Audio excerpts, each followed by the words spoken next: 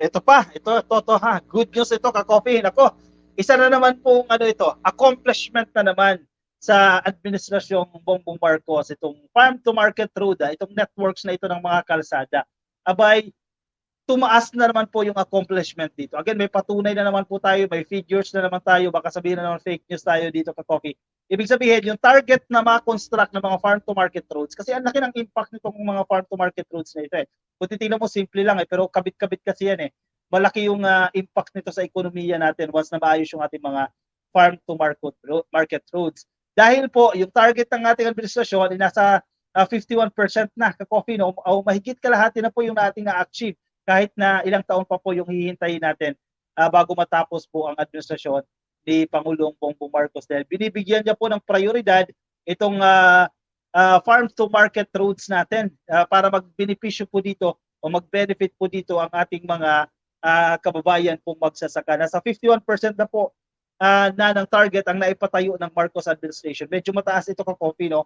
Kasi ang target po niya sa loob ng 6 na taon ay 131,410 kilometers. Pero as of the moment, ang accomplished na po ay 67,000 kilometers na ibig sabihin 51 na po yan. Eh, anong taon pa lang tayo?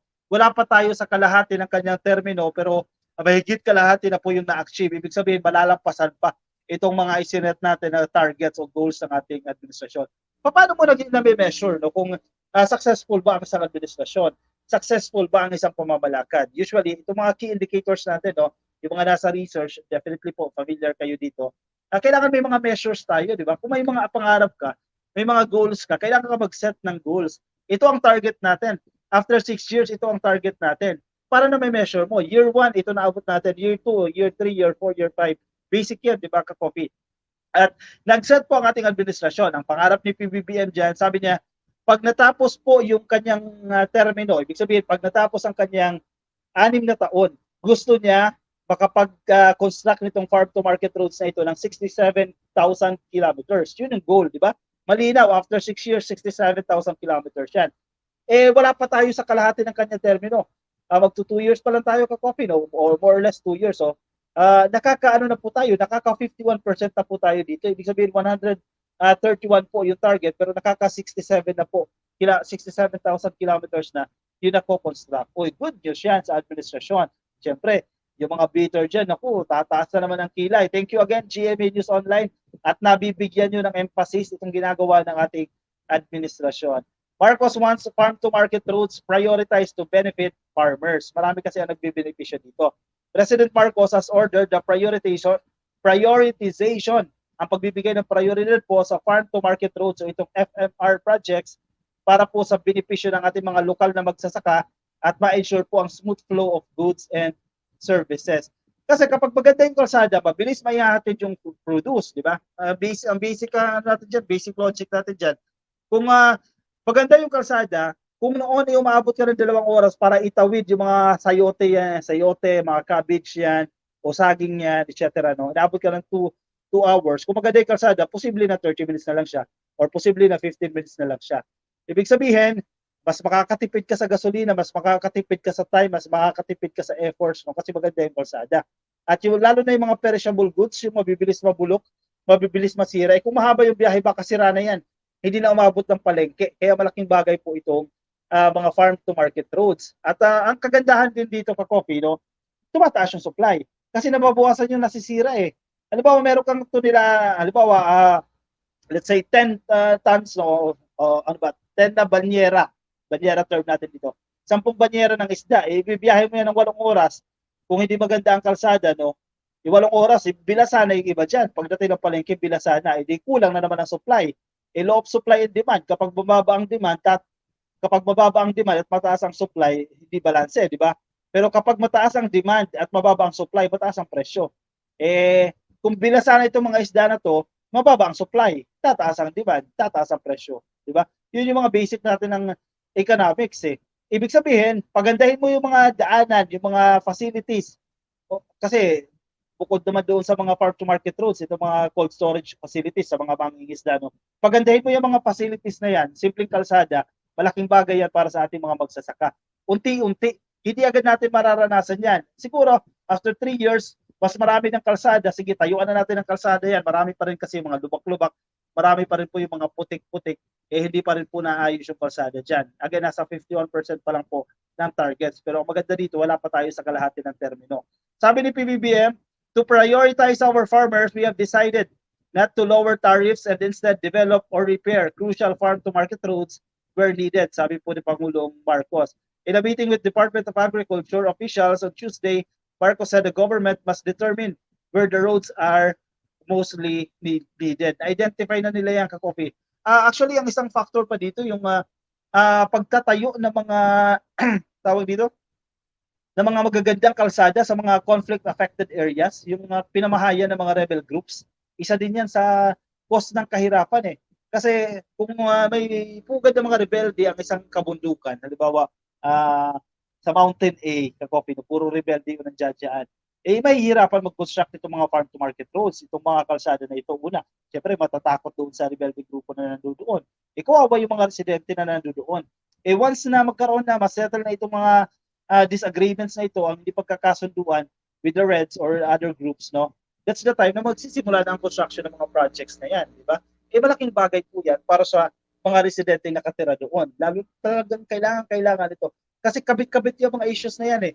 Masettle mo yung peace and order sa lugar, ipapasok yung mga construction ng mga facilities dyan, construction ng mga kalsada, construction ng mga eskwelahan, di ba? Kailangan mo maintindihan yung mechanics nito eh, yung dynamics nito mga bagay na ito, no?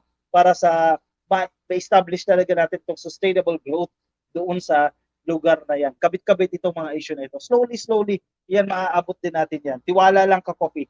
Wala pa tayo sa kalahati ng administrasyon, pero kahit pa paano, no, significant o malaki na rin po yung nagagawa ng ating administrasyon. Magtutuloy-tuloy pa po yan. Nakikinig sa atin, Madam Gina Lynn Daguio Santos, happy viewing sa inyo.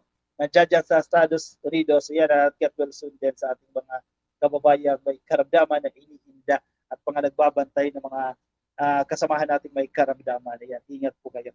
Joshua Lacanlale, OIPBBM, TANG, pati Chacha, sumusulong. Ayan si Joshua. Ano na naman naging batayan mo dyan, Joshua?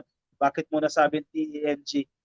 Emily G, pag nagkaroon ng kalsada papunta sa farm, gagawin ng subdivision di Villar. Ibang usapin naman yan, ma'am. No? Itong si mga condominium ng condominium ba tawag dito? Mga pabahay naman ni Villar, nasa more of ano to mga developed areas na. Tutukoy natin dito mga farm to market roads na mas dapat bigyan ng prioridad yung mga nasa outskirts, no? Mga ano ba Tagalog diyan? Yung mga nasa rural areas, no, na talagang kinakailangan maglakad ng mahabang oras para madala lang yung kanilang mga produce, no? Yung kanilang mga ani. Ang administrasyon, tahimik lang silang nagtatrabaho, nagugulat na lang tayo sa report ng Malacanang sa mga accomplishments ng gobyerno. Exactly, Ma'am Nilda Galvez, tahimik lang, di mo maririnig no? Pero ito magagandang accomplishments na yung ibabalita na lang. Actually, thankful din tayo sa ibang media organizations kahit pa paano, no? Maraming mainstream na talaga, ibinabalita na rin kahit pa paano yung mga accomplishments ni Pangulong Bongbong Marcos. Pero syempre, kung papansinin mo rin kung paano nila pinipresent yung balita, medyo hindi pa rin tawag doon, yung hindi pa naman masyadong papuri, no, yung ganung angle na the way nila i-present yung balita yan, the way nila i-present yung packaging. Pero kahit pa paano, no, hindi puro criticism yung kanilang inilalabas. And we have to give thanks then and acknowledgement doon sa mga media organizations na yan. Mahal ni PBBM, huwag munang pansinin ang mga naninira. Sa'yo kasi mga buhaya, yan sa lipunan, tulog lang para sa kaunlad ng ating bayan. Oo nga, tuloy-tuloy lang. May isang infra project, di ka lang mag-exact sa ang location, hinaharang ng mga tao dahil di pa sila nabayaran ng lugar ng bahay na di pa nababayaran. Isa din yan. Actually, during the previous administrations, kasi medyo familiar din tayo sa Philippine Development Plan, di ba? Kasi nag-update lang naman yan ng PDP. Isa yan sa mga reasons kung bakit tumatagal yung construction, let's say, ng isang kalsada, no? Itong pinag-uusapan natin farm-to-market roads. Kapag may mga apektado kasi residente, syempre, may mga loko-loko rin naman, hindi naman din lahat na may mga contractors na hindi ibinibigay kung ano yung tama. May mga government officials din naman na medyo corrupt din talaga, no, na nagpapabagal dito sa construction na yan. Kasi yung supposedly pambayad doon sa pamilyang apektado na yan, hindi ibabayad ng tama. Di ba? Kawawa rin naman yung ating mga kababayan. Kailangan itong balansehin. Again, may mga lapses yan, may mga pagkukulang yan. Definitely, no, kasi wala naman talagang perfect, no. Parang lubak din talaga yan, the usual na kalsada dyan. Pero kung titingnan mo as a whole in general, positive po itong report nito. Patricia Camacho, PBBM is the best just like his late father, sabi ni Patricia Camacho. Lori Mamawag, pag tumaas din si VP, ibig sabihin, magkano dini? Ano magkano dini? Magkano dini? Jake Franco, yung sa Palawan project na umpisahan na po ba? Saan, ang tungkol saan po dyan sa Palawan, no? Mambubudol din pala ito, sabi ni Percival Guerrero. Yan, welcome ka dito sa ating channel. Hindi ka nabudol ka, sir. Nandito ka sa atin, eh. Nakakapangamba din ang mga kalaban ni PBBM. Malamang may mga masasama silang mga plano at hindi sila titigil. May mga plan A, B, D, C, D hanggang Z na yung ka-coffee sila. Exactly ka-coffee. Kaya hindi titigil yan hanggat hindi sila magtagumpay. Hindi naman sila kinakampihan. No? Kahit pa paano, ipanig pa rin naman sa atin ang pagkakataon. No? Kung ano man pong intervention, no? pumapanig pa rin po sa atin. Pipen Galios, hello sa inyo na sa Facebook kay Jan Leo, Baldin Lobar, Aguilar, kay Carmelita Isagire, Pagulayan at kay Elaine Mikia, Edmundo Chavez, Alex Melanie Cueto. Happy viewing po sa inyo na sa Facebook. Nakikinig po sa atin. Magandang gabi po sa inyo. Nasaan man po kayong panig ng daigdig. Sige, move on tayo sa next topic natin, ka-coffee. Sige, kunin yung inyong kape dyan at sige, magtalakayan po tayo. Isa pa tayong topic station, ka-coffee.